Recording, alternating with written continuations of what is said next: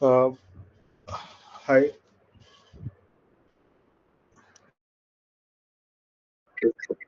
Yeah, sure.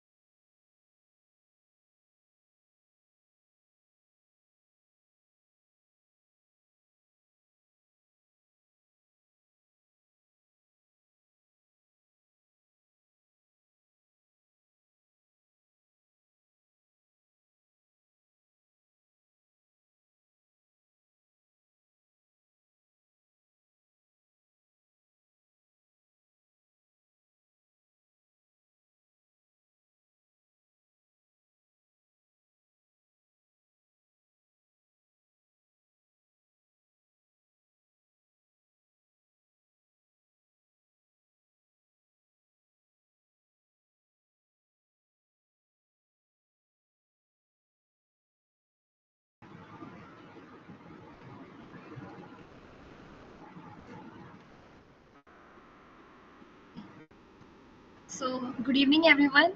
Let's welcome Naman Srivastav and Gaurang Belekar from Triple IT Dharwad, who will be contributing on today's session of quantum computing.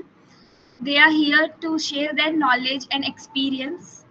So, Naman and Gaurang, we can start the session.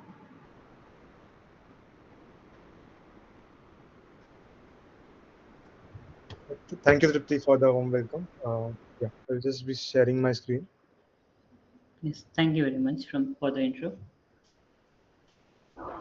So, hope my screen is visible. Yeah. Okay, hello everyone. I am Naman, and let's start today's session on quantum computing and its application. So today we'll have a look at what is quantum computing, what are the applications where it is being used in the industry, what are the various concepts that you can explore via quantum computing, and what are the challenges that still need to be solved in this field. So let's start. The next slide, please. So before you enter the field of quantum computing, what do you need?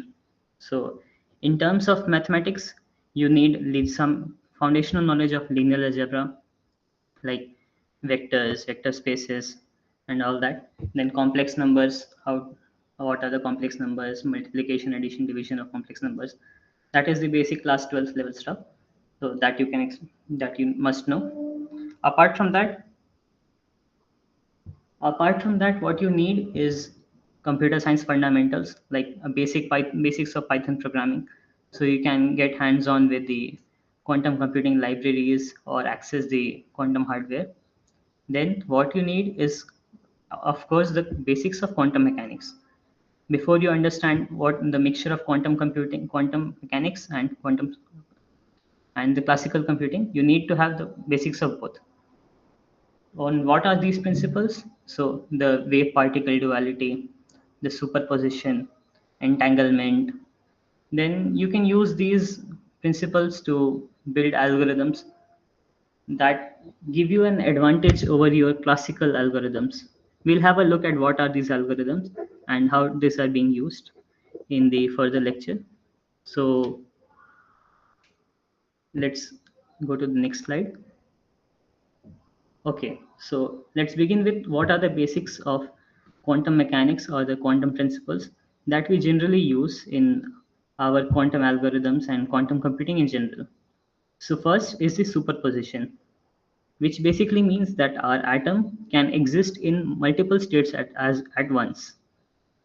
So how it is beneficial? So first let us go back on classical computing. So excuse me. So in classical computing, what we have is a classical bit. So in this presentation, we'll use two terms, that is bits and qubits. So bits refer to the classical bits, that 0 and 1, that are stored in our computer. So these bits, you have a value 0 and 1. There is nothing 0.5, 0.5 plus iota 1. There is no such values.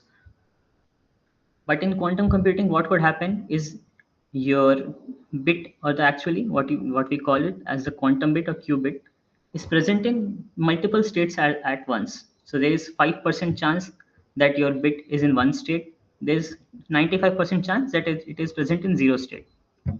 If you have to think of it is in a physical sense, so let's say you are standing in front of a glass window. You can see outside and you can see a reflection of yourself as well. So for that to happen, there should be some possibility that the object in front of you is a mirror. That is one possibility. That's why you are able to see yourself. But on the other hand, you are able to see outside as well, which means that it is transparent. So there is some probability that the object in front of you is a mirror. There's some probability that it is transparent in a glass window. So that is one possibility of superposition that we see in real life. How can this help? So let's say want to perform a calculation, a optimization problem, something. So in that case, you can place your problem statement divided. There are multiple possibilities that you need to figure out. That is a combinatorial optimization problem. We'll see in the upcoming session. So that is you can explore multiple states, multiple combinations all at once. So instead of going in big O of n, searching every possibility, you can do it in big O of 1 because you are able to consider all those possibilities in a single quantum state. Next is entanglement. So entanglement, what it happened is historically scientists made an assumption that okay, what if we bring two particles so close together that they're intertwined? Once they're intertwined, no matter how far we separate them, their properties are 100% correlated. So if something happens to one of the particle, the same or the exact opposite would happen to the other particle as well, and this would happen instantaneously. So if I have two entangled particles, one is with me and one is at the moon, I put some information in one of the particle, the exact same information would be available in the other particle as well. This would happen instantaneously, which basically means it would happen faster than the speed of light. What happened is Einstein rejected this idea, but later on this was proved to be true, and now this is being used in our quantum systems, quantum computing systems. Next is the idea of teleportation. So what is teleportation? Just like I told. So once you have two particles that are entangled, we can separate these two entangled particles to distant places. What would happen is I would inject my data in one of the entangled particle and it would come out in the other one. So what happens is the data is being teleported, not transported via physical medium. It is just directly teleported without any interference in between. So this if physically realized on a large scale, this could greatly reduce the gap we need for communication on interplanetary travels. Let's say that could be one use case. So these are the three concepts that are actually giving power to our quantum algorithms and quantum phenomena in general. So let's go to the next slide.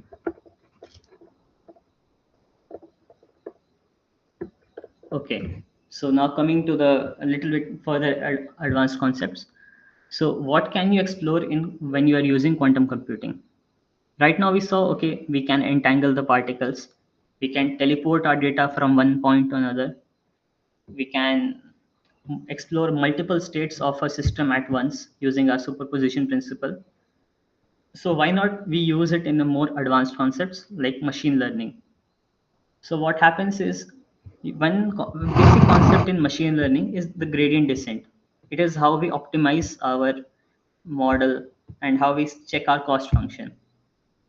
What if this cost function itself is quantum based? That is one probability of using quantum machine learning. So what would happen is entire states are using superposition, entire states are being evaluated at once. So what would happen is in just few iterations, you would find a convergent point, you would find a global minima in one or two iterations at most. Then there is quantum neural networks.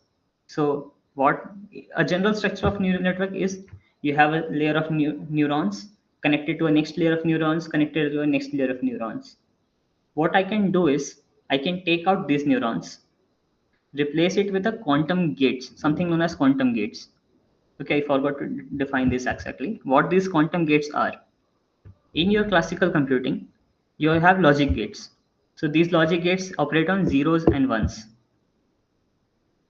Okay, and once you dive into quantum computing, what you would find is since your states itself are not exactly zero, not exactly one, everything is represented in form of a vector. So once we change our states from Boolean values to vectors, what we do is we change our gates itself from Boolean operators to matrices, or you can say operators on vectors.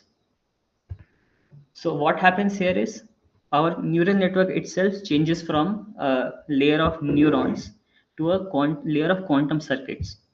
So these circuits will be built on quantum gates. What are the benefits of this quantum gates?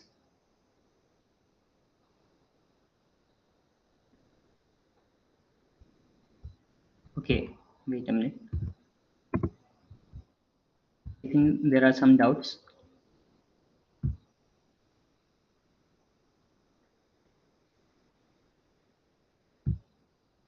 Okay, let's see.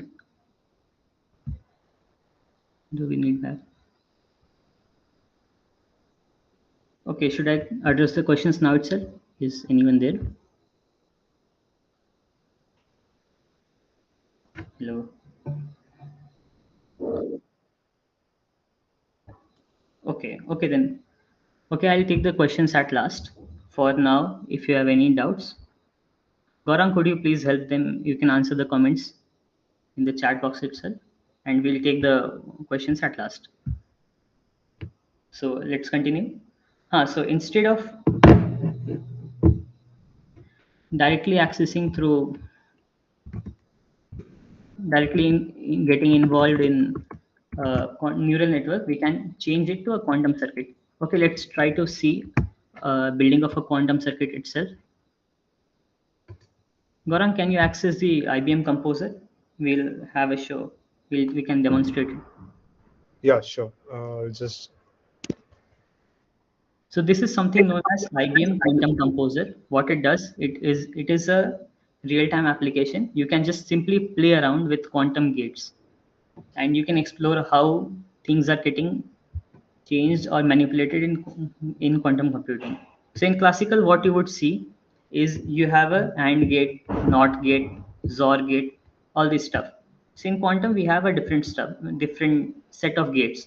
So first we can start with Hadamard gate. Gaurang, could you please? Or even better, let's start with X gate, NOT gate. So something which everyone could relate.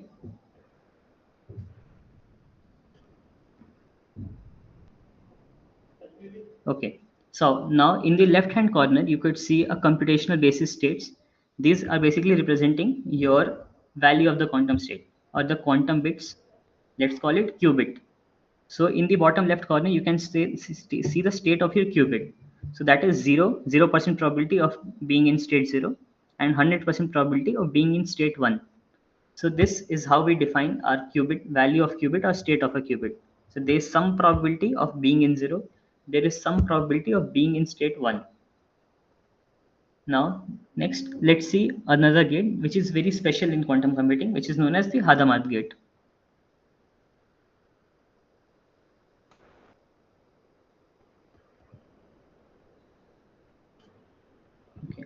Okay, now you can see. So on the left, on the y-axis, we have probability percentage, and on the x-axis, we have our state 0 and 1. So there is 50% chance that my qubit is in state 1 and 50% chance that it is in state 0. What this signifies is, let's say I am performing a computation. I need a set of registers to use my bit and manipulate them. But in case of quantum system, what would happen is I can put a Hadamard gate. I can apply a Hadamard gate. Then after that, I can perform my logical operation, simple logical circuit in my classical computer. But what they would feel is that there is 0. There's one possibility that my state is in 0. It would perform calculations based on that. Then in the same simultaneously, it will perform calculations based on 1 as well. Now, at the end of it, what would happen is it would give me probabilistic output. Okay, in 50% cases, your output would be 5.5, let's say. And in 50% cases, my output would be 6.6. So now I can evaluate my model. Okay, these are the possible states. Now let's see a 2-qubit gate. So like the NOT gate and gate, there are gates such as 2-qubit gates in quantum computing as well. So first is the C0 gate. So let's see without any gate. If we look at this system without any gate, so my qubits are initialized at 0, 0. So both my qubit 1 and qubit 2, that is Q0, Q1, both are in 0, 0, any 0 state. If you relate it to classical, both are zeros. Now if I apply a C0 gate on it, let's see what happens.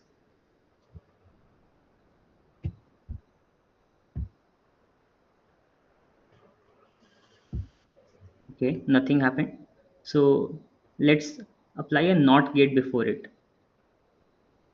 We are trying to build a circuit. So what C0 gate does is, there are two components in a C0 gate, that is the control and the target. So the small dot that you see is known as the control.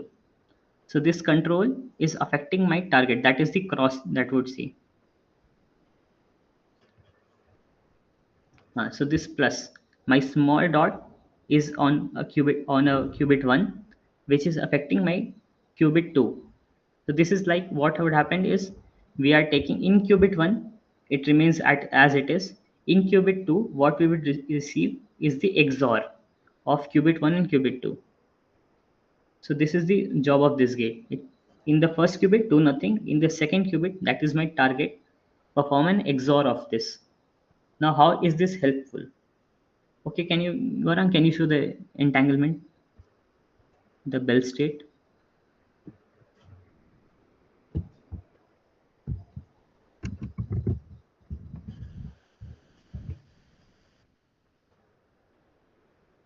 Okay, so this is known as the Bell state. Now I have a state 0, 0 and 1, 1. So which basically means that both of my qubits are simultaneously 0, or both of my qubits are simultaneously 1. That is, which basically means that both of them will always be in the same state, no matter how I look at it.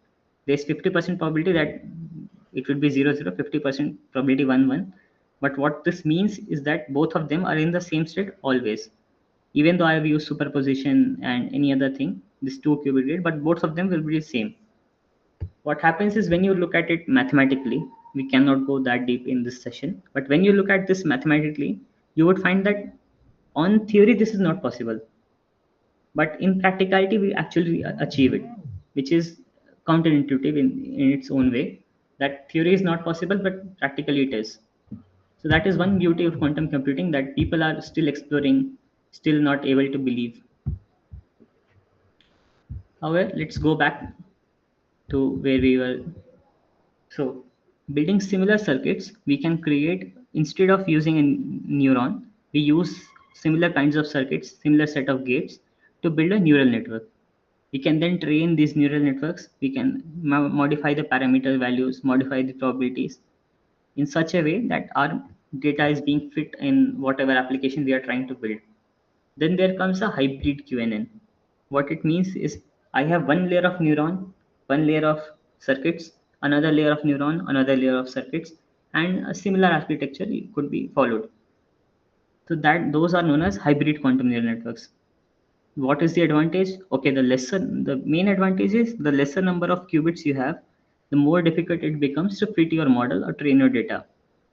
But once we attach a classical layer to it, you can handle large data sets, you can compress it using your classical layers. When it reaches a certain depth that, okay, now I can use my quantum systems on this, then you can attach a quantum circuit to it and train the model based on that. So that is hybrid QNN. Gaurang, would you like to add something? Yeah, for sure.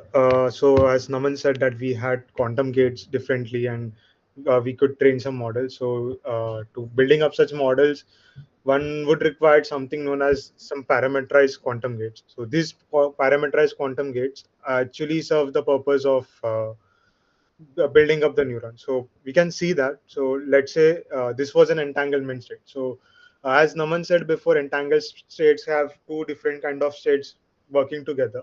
So profoundly now, why do I need for two different states to working together, and how is this going to be helpful for me when I'm addressing a machine learning based approach? So in machine learning and deep learning models, what we see is that we need to retain information, because information plays a vital role while training a model. So what it is happening is, between two qubits, many of the information are getting entangled. It is as if the information is communicating in a such a way that we don't know the way we don't know. It's a quantum phenomena. Through a quantum phenomena, it is communicating. So this is a one more property which is widely used while building up quantum neural network or quantum AI models. So with this, like entanglement, there is some other gates which are used to build a quantum neuron for the neural networks. Something known as an RX gate, maybe an RY gate, or a generalized version of this gate is known as a U gate. So these gates seem quite tedious, but bear with me. So these gates are actually define some rotation. So as you can see here, this is the Q sphere. The Q sphere determines which state in an higher dimensional data is our current data is been represented. So it could be in some kind of an angle, which in turn, like classically would have been just a bit of information in the terms of 010101. So in a similar fashion, this everything is being represented in 4 qubits. So which is actually representing 2 to the power 4 bits of an information. So that's an exponential advantage where it is being seen. So coming back to our rotational gate, this rotational gate acts as the parameterized circuits. So the parameters, the theta one, theta two, and other rest of the parameters, these parameters are nothing but the weight of our quantum system. This weight of our quantum system will then determine help in understanding and evaluating our model to understand the better accuracy and so on. Uh, so that was for the QML as he explained. So again, the hybrid QML models are also based on the same concept. The weights are then passed on to this uh, parameterized circuits, and then the additional work is done. So that was what Naman wanted to convey you guys on with. So moving further, the QNLP, Naman. Thank you, Gaurang. So next is the quantum natural language processing. So in natural language processing, let's start from there. In natural language processing, what we see is there are concepts like part of speech tagging, then converting a word into a word embedding like word to vec, fast text, glove, all these embedding. And then these embedding are being used to perform classification, sentiment analysis, and such tasks. What happens is once you are trying to build these embeddings, you would see that okay, the model is unsupervised, like word to vec. Unsupervised model, it is trying to understand okay, what is the context, what it can refer to. Then there are latest addition is attention layers. These are trying to understand what could the grammar be, what could the meaning be. All these issues, they are being challenged, they are being addressed using attention layers, then these embeddings. Then now you have pre-trained transformers like GPT. Okay, these are working fine, nice, but what we are lacking is the actual understanding of the language. We are not addressing natural language processing tasks using the grammar of the language itself, which means that okay, at some point we would start to lose the meaning, and there will always be a black box that we don't know how the model is trained. We don't know what the model understood.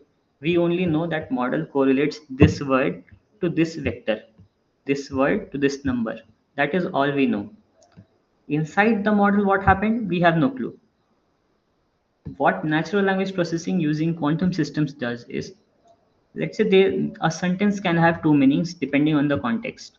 How do you address these two meanings simultaneously in a classical system? That is a challenging task. That's why you would see sometimes GPT giving incorrect answers. In quantum computing, what you can do is you are taking probabilistic outcomes, probabilistic inputs, and superposition of everything. So if let's say a sentence would have two meanings, depending on where the preposition is, depending on where the commas, full stops are. If a sentence have two meanings, our model and our computer itself is capable of addressing both of these meanings at once. Then it could backtrack and see okay, based on context, what is more suitable. That is all we can do using quantum natural language processing. So right now in the state of the art, what people are doing is there is something known as pre-group. This is not looked at all by the your day-to-day NLP models like GPT and all. These are not, pre-groups are not very popular right now. But what they do is they give a mathematical representation to the grammar of the language. So how two words are interacting, how two words in a sentence are correlated, what part of speech is being used in my sentence. What this can do is, since these pre-groups are actually nothing but matrices, they can be easily represented using a quantum gate. That is what people found out, okay? That Once these pregroups are converted into a quantum gate, these quantum gates can further be set up in form of a circuit. So what we would end up achieving is a sentence can be represented in form of a quantum circuit. Just like you saw before on a composer, a sentence would convert in something like that.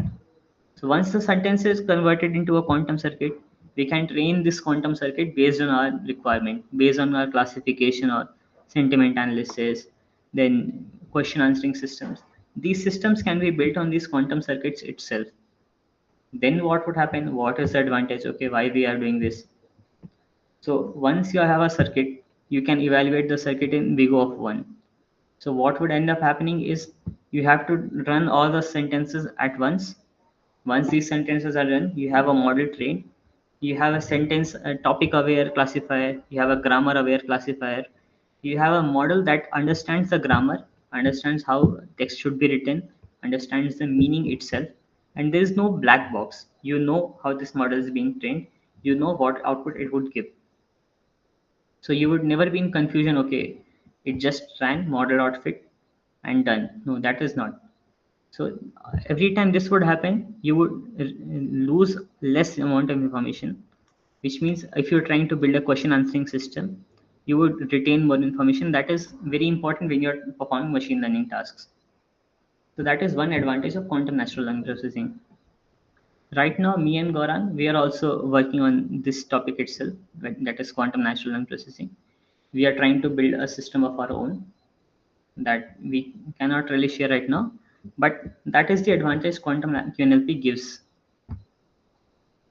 that you are representing a sentence into mathematical format without explicitly converting it into just some random numbers. Instead of random numbers, you are actually using the meaning of sentence, the grammar of the language to make your model. That is much more efficient. Gorang, would you like to add something? No, I think you have just covered up the whole part. Uh, so should we move further? Okay, let's move to the next topic.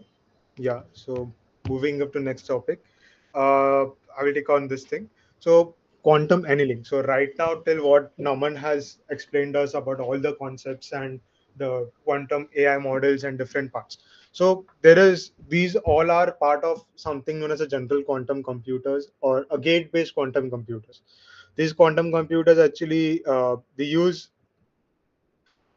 different kinds of circuits and different kinds of hardware, and they actually realizes a qubit in a different fashion. Well, understanding different hardwares and different aspects, we will cover that up in few time. But before that, this is another way of using a quantum computers. Well, the quantum computers which we see right now, the ones which an IBM, the one which we ran on, or the Google which is using its quantum computer, they use this gate-based quantum computers, which are made from superconducting qubits or different thing. So before that, the first way of realizing was a quantum annealers. So these quantum annealers, first, I think the D-Wave were the ones who had a very good system. So D-Wave was a company, a Canadian startup kind of a company, and they have like merged with NASA and even with Google, and now many companies, especially the financial companies, are using this kind of a quantum systems to optimize the results. So this is also quantum computing. Although the only drawback in the quantum annealers are basically retaining the information. It isn't actually retaining it for a long time. So before going driving deep on how it solves an optimizing problem, let's first understand what quantum annealers are. So I'll just do a quick Google search. Yeah. So these are the quantum annealer. They actually have almost a similar circuit, similar setup like a quantum computer. But the only difference, as I said, is the information retaining and the way of processing it. So quantum annealers actually use something which is known as quantum tunneling effect. Well, in a quantum tunneling effect, what exactly happens is now let's say one of my system is just running and it is touching some of the energy level at some potential. Well, if I want to go classically, then it should take in some potential, go down, and it should traverse the complete path to find its own solution. Whereas through quantum tunneling, it actually jumps, it actually tunnels to the given potential, such that like there doesn't exist a wall. It's like creating a tunnel itself, and it jumps onto that potential. So it doesn't actually goes to that, and it reaches the minimum value. That's how basically a quantum tunneling is. It's like actually legitly making a tunnel into a potential. So it is very easy to mathematically show you, but it takes little bit of understanding of quantum mechanics and Schrodinger equation. But once someone's understand how Schrodinger equation is, you can easily understand how through potential well you can just form a quantum tunnel. So on this basic principle, the quantum tunneling takes place. So now, to understand how is this thing useful in a day-to-day life, or the optimization problem which I was saying. So so these quantum annealers are basically widely used for combinatorial problems. So these combinatorial problems are the problems like the one such as the knapsack problem, the traveling salesperson problem. So these problems are very widely used, and as you might people might be doing some data structures and algorithm, you might be even known of the facts of using dynamic programming, or some kind of like a genetic algorithms where you have some cost function. A cost function is basically that defines how the problem is, and it is generalizing. Sometimes we need to minimize or maximize the cost function, and these kind of cost functions or problems are quite well addressed in a financial domain, logistics, supply chain management, and such fields. So they are widely used. So a quantum annealer, as I said, directly jumps onto the minimum level through something known as, or changes its potential from one potential well to the another, by just could be using a quantum tunneling. It can directly go to a minimum energy level, and that minimum energy level would be the minimum value which we desire to find in our optimization function. So that's kind of all about quantum annealers. You can find that more about it on a D-Waves Ocean platform. Uh, we will share all the materials as after the session gets over. So moving on. So that was all about the theory, what I have told you guys about, and that was all about like understanding. But then now the main question comes that, well, okay, now every theory and every aspect has been told us. So, but is it implementable? Are there quantum hardwares actually that exist in the world, that we people are saying, okay, there is gonna be a quantum boom, but is it possible? So yeah, so right now there have been a lot of quantum hardwares that have been manufactured, and IBM themselves has quantum hardware of like 453 qubits, which is running, and which is openly accessible for everyone. So some qubits are paid because yeah, like, accessing them is paid, but some like 7 to 9 qubits on quantum hardware is actually free to access. That anyone, you and me, can just get an access through the cloud. Okay, moving further, understanding more about this is there are different kinds of quantum hardware which we see. So the one is the one which the IBM or the Google, which I has said earlier, are something known as using superconducting qubits. So what exactly is superconducting qubits is, I will not go in deep, but I will just give you a brief. So I had written a Medium article regarding this something known as artificial atoms, and what is superconducting qubits are exactly.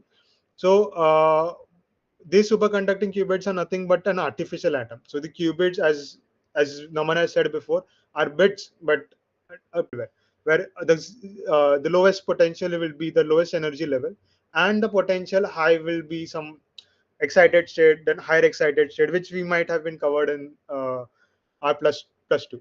So an anonymous like a similar thing which we can find through this potential well in an circuit. As an electronic student, I understand well this thing, that we can, through LC circuits, we can create an oscillating circuit, or we can create such kind of a potential well or a potential energy.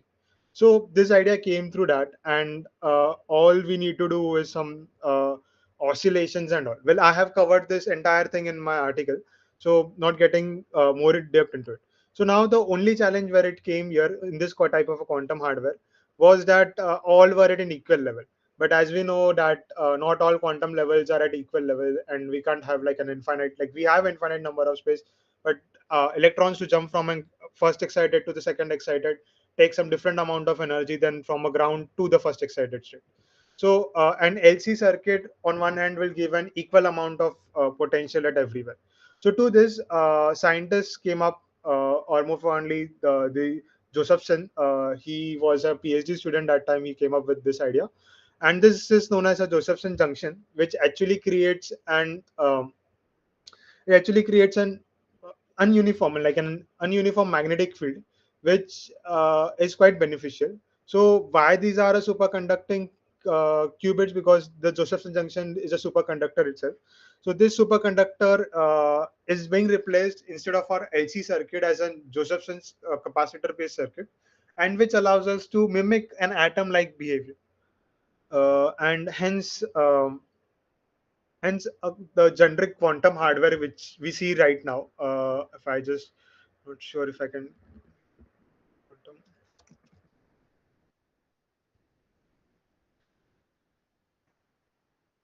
hardware. Yeah. So these computers which we see right now are currently like that, and right now which we see here, these are the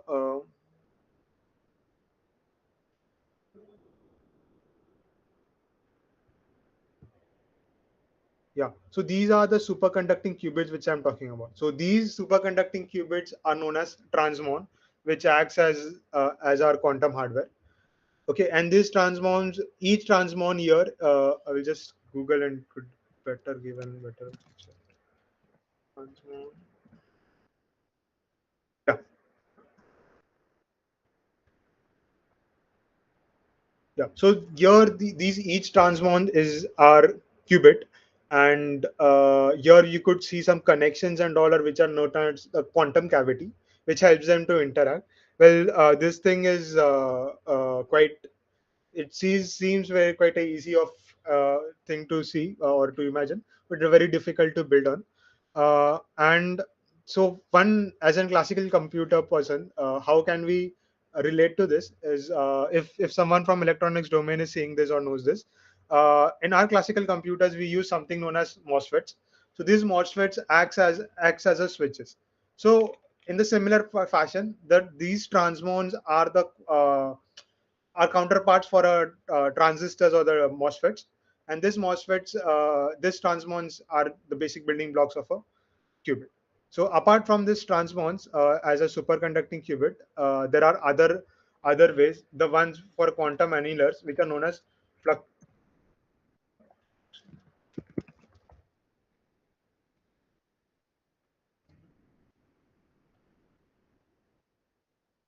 I'm not sure. So quantum annular hardware or the fluxons are also quite similar, but the only difference is it completely yeah. So it completely works on magnetic fluxes uh, instead of an LC inductor-based circuits. So these are the two main kind of an quantum hardware which are used. So apart from this, right now even optical-based quantum hardwares are used, which companies like Xanadu is being using, which are very well used for a quantum machine learning or a quantum neural network based models. And there are basically too many hardwares, and the best part is that they are accessible to us through cloud. So moving further from quantum hardware, now there is something quantum simulations. So what exactly quantum simulations are? Though we know that, so there was a perfect saying by Dr. Richard Feynman. So if we want to ever mimic nature, then let it be quantum, not classical.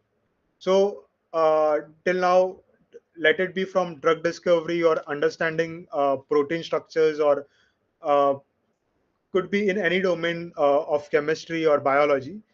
We have been using classical computers to understand this, and well, till now, even through classical computers and different AI as well as Gen AI, it has been become very tedious for for such systems to find out uh, to work with such kind of a models, because the randomness which it devours and the information it has, it's very difficult to process on such system.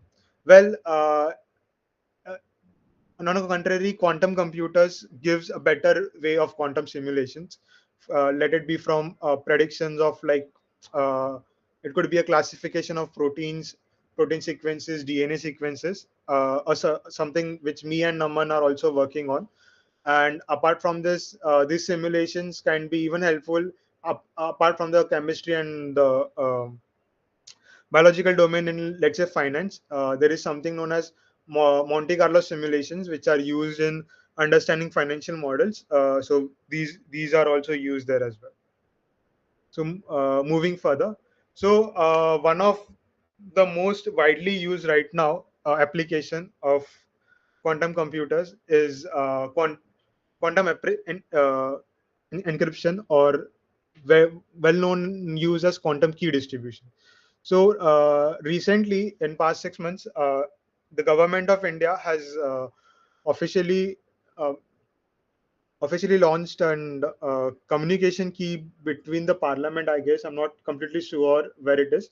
So they the communication in the government itself is gonna seem through the quantum encryption channel. So here they use something known as quantum key distribution technology, or it could be through optical fibers where this can be used. Well, quantum computers, I'm not sure many of you might know, quantum computers themselves show quite of a threat to the uh, cur- current security system. Well, the current security system, let it be a public key system or a private key system, this kind of systems actually uses something known as RSA algorithms. So, well, this kind RSA algorithms, these kind of algorithms are basically based on something on prime factorization and different parts, and something similar to it.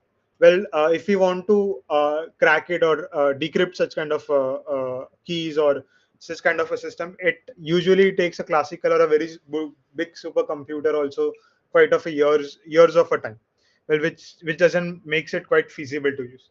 But whereas through a well-known algorithm known as the Shor's algorithm, it can be done within seconds, and it has been proved recently as well that breaking RSA at 2048 bits, that is the one in which we communicate through public key, has been broken out. And there has been some articles by using, once we achieve 4,000 or 10,000 qubits on a real quantum hardware, uh, the current classical encryption system may not be that useful, although there have been a lot of advancement and different kind of technologies are still coming in to protect against such quantum threats. So one of the best application to the problem which quantum itself gives is a quantum solution to it, the quantum key distribution or the quantum key quantum cryptography. So moving further, so what are the challenges right now in the domain of quantum computers? Well, these quantum computers, as we are reaching out, we are dealing with a very minute level. Interacting with this kind of a system becomes very noisy, and it is due to the quantum mechanical, like quantum physics principles. It is quite difficult. So the noise is nothing but what interaction we have with it, and the system having interaction with the surrounding, and it becomes very difficult. So the quantum computers, as you might see, the big channelers in the images are actually covered through a refrigerator, also which is filled in with some uh, cryogenic liquids, and this cryogenic liquids actually helps us to cool down the quantum computers to, let's say, 273 Kelvin, minus 273 Kelvin. No, yeah, it's the sorry, minus 273 degrees centigrade kind of a temperature. So at that stage, the system becomes very not so noisy and could give us some practical results. Whereas achieving and going to that state becomes actually little difficult. And this computer then poses a lot of error. So there have been different methods and different algorithms to handle such error and error correction. So these are the current challenges which is there. And again, scaling up to a higher amount of system. So again, one of the challenges entanglement. So since a quantum computer possesses the properties such as superposition, entangling qubits is also one of a challenge. The way in which we could uh, have a full kind of an entanglement different uh, with different topological models. And the next one will be the scaling, and this again scaling comes with the challenges of entanglement. And now there have been like developing such algorithms and actually having uh, advantage over classical computers. Well, talking about opportunities, right now quantum computing is in its early stage of its development, and it's a very research area. And like, yeah, so still in research develop, but I think in some 5 to 10 years, it might possess some more of its practical use. Although some qubit system are being used, I'm not completely aware of. But yeah, so that's all about the challenges and opportunities of one. So if you guys have any questions or something, please let me know or Laman know. We both will try to answer it.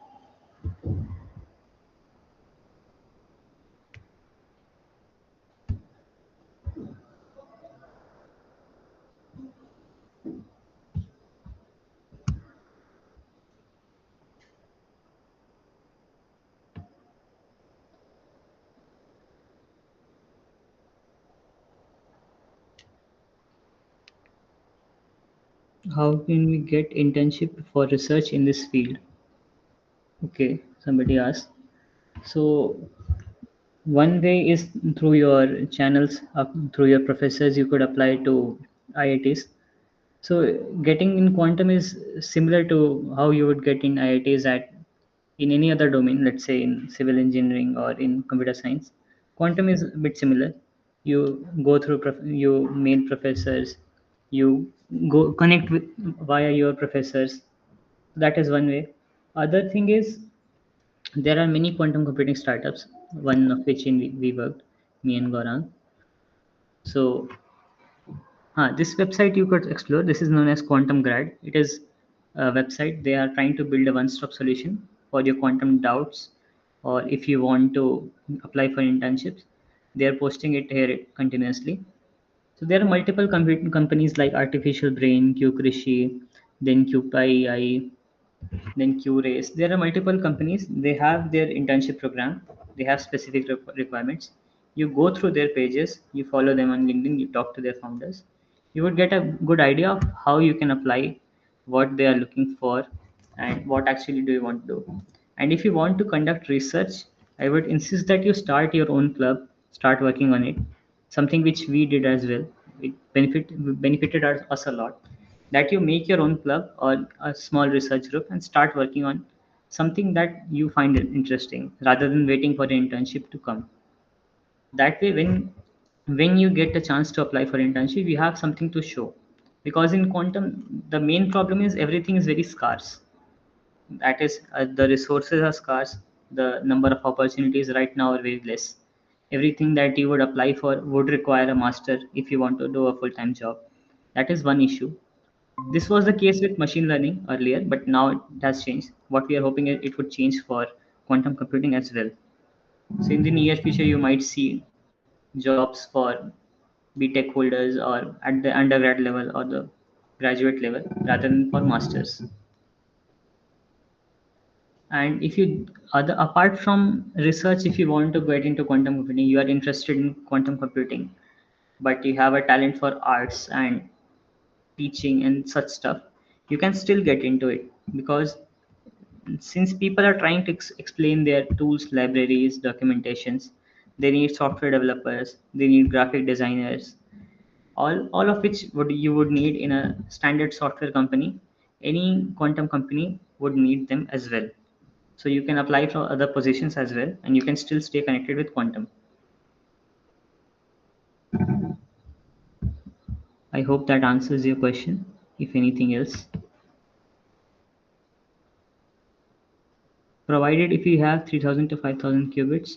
Okay, this I would like to add something here. So there is a company known as D-Wave. which allows you access up to 5,000 qubits. So there are some banks like Goldman Sachs, JP Morgan and Chase, Morgan Stanley. They are building their own quantum encryption systems, their own quantum internet, their own quantum optimization systems. That is your quantum annealers that you saw. Industries have started using this for their portfolio optimization. That is one very common problem in banking sectors that you would find. A portfolio optimization, which basically means what is the best portfolio that I can get with a given amount of risk that I can take and the given amount of return I want on that risk. That is a portfolio optimization, and that is very well suited for quantum annealers to perform. You can do that within seconds. A classical computer at best can do 190 or 200 portfolios or stocks at once. For a quantum annealer, for one qubit, you can go up to one stock. So the D-Wave, what they have done is they have 5,000 qubits in the paid version. So which basically means you can have 5,000 stocks compared at once and a portfolio generated for it. That is the highest advantage that you can get. Apart from it, what you can see in research is companies like BMW, Boeing, they are using quantum research for to conserve fuel, which is a big problem in any automotive or any logistics company, any car, airplane, anything. They need to save fuel to improve customer experience and to improve their cost. What they're doing is they're using quantum simulations to explore how their fuel is being consumed, where it is being consumed, how to save it, what is the best route to travel. All this is being done using quantum computing in the current world. They are still in the research phase, but yes, they are doing it and they know that it is something that is worth exploring. Even Google itself has spent billions of dollars in building a quantum computer. Because as you just heard, Gaurang, that once the quantum computer starts to evolve, there is something known as Shor's algorithm, which can decrypt your RSA in matter of seconds. So no computer is secure anymore. There is a recent result that said that they cracked 1024 RSA encryption using a quantum computer. So now you can understand, okay, 1024 is already being cracked. If any country or any defense organization of any country has access to such technology, you can understand the scope of cyber warfare that can happen between these two countries. And it is now a race to achieve this quantum supremacy between countries, between companies, and everyone you would see.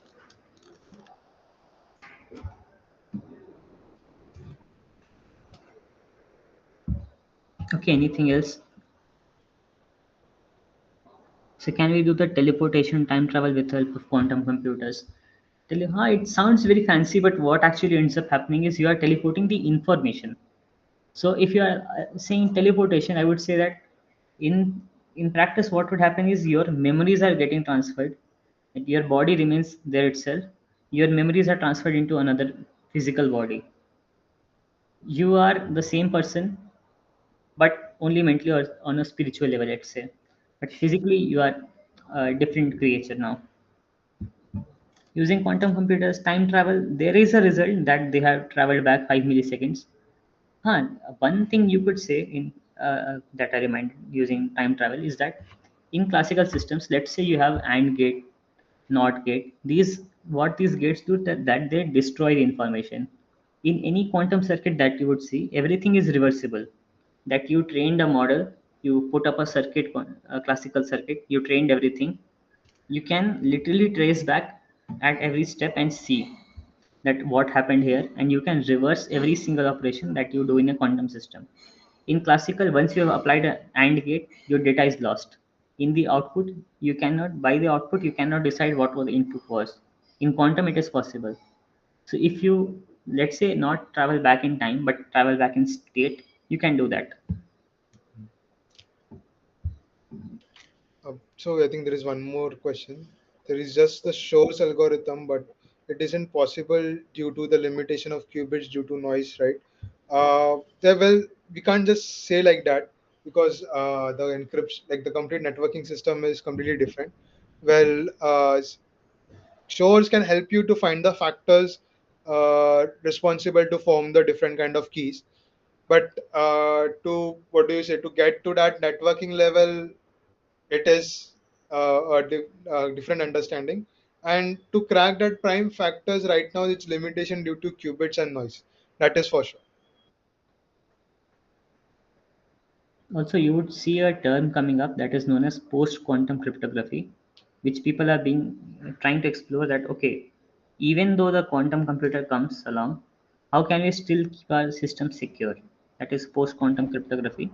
Without using quantum systems, or how do we change our encryption techniques? So, if you want, you can explore that aspect as well. If you are interested in computer security and network securities.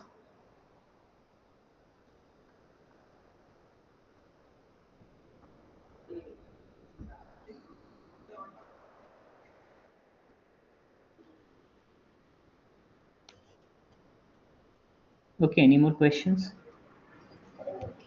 And Gaurang and Naman, I would also like to address that I would thank Aditya Sabat from CSC second year who initiated about this session, and I guess he is the one asking about asking queries in the YouTube chat section as well. So he initiated this thing, like he has been following you guys for a long time and motivated to work on this quantum computing technology.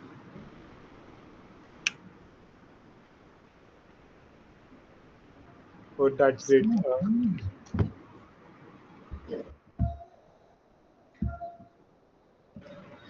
And I would like to extend my heartfelt gratitude to both of you from the complete GDSC team that you guys came up and took this session, gave your time to us. Like, definitely, this sparkled some curiosity in everyone's mind. Like, I am also curious to know about this and learn more. This definitely gave everyone a new way for this emerging technology. Thank you for this. So I guess we can close the session, expecting no questions from the audience. Thanks, Ritti, for inviting, and thanks, Aditya, for suggesting us. It was great giving this a session. Yes, and we would definitely be love to connect, stay connected with you guys for the future sessions in this area whenever it's possible from your end. Yeah, sure, sure. Thank you.